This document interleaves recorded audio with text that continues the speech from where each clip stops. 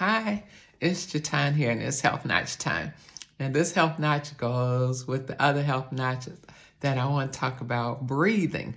So we're trying to breathe correctly, trying to breathe out, in, out, in, out.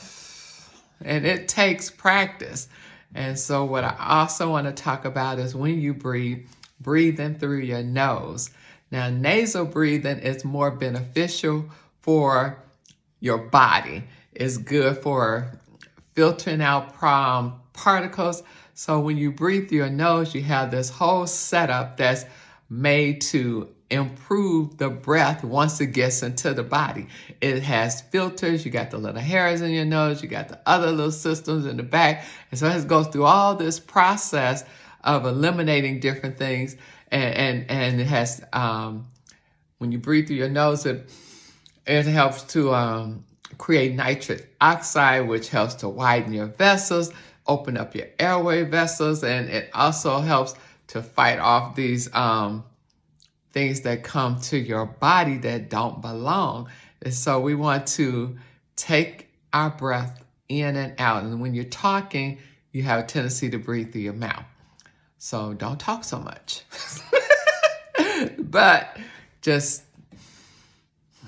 when you are silent or doing things, just be mindful of how you're breathing. You breathe in and out through your nose. Sometimes we breathe in through our mouth. As a respiratory therapist, we're taught to in through the nose, out through the mouth. But we want to just breathe in and out through our nose. And it takes practice because, like I said, when you're talking, your mouth is open. But as much as lies within you, practice makes perfect. Try to keep your mouth closed and breathe in and out through your nose. It's a whole system set up to keep you healthy. It helps with your lungs. It helps with your arteries. It helps to help you breathe correctly. It helps to fill the volume of your lungs. It helps with that. It also helps you from breathing too fast because a lot of times we overbreathe and we cause, our bodies not to adequately oxygenate because we're so busy blowing off that we're not keeping the oxygen in long enough for it to distribute to as many parts of our lungs as possible. So breathing in and out and practicing not or all of that. When you're breathing in and out through your nose. And when you're doing it at night, you can't really help yourself. So you're breathing in and out, but you're asleep. So people are finding out sometimes that they might not have sleep apnea. They just can't keep their mouth closed when they're asleep. So there's this new thing about keeping tape on your mouth. So I saw this one time online. I was like, oh, and they were selling this special tape. So I just decided to go to the dollar store and get some regular tape. And I put it across my mouth and made a little indentation. But you don't even have to do that. All you have to do is put a little piece of tape on your mouth just to suggest or to, how you just coax yourself into doing it correctly. Just so your mouth won't fall open when you're asleep. So that's a real thing to help you train yourself to keep your mouth closed.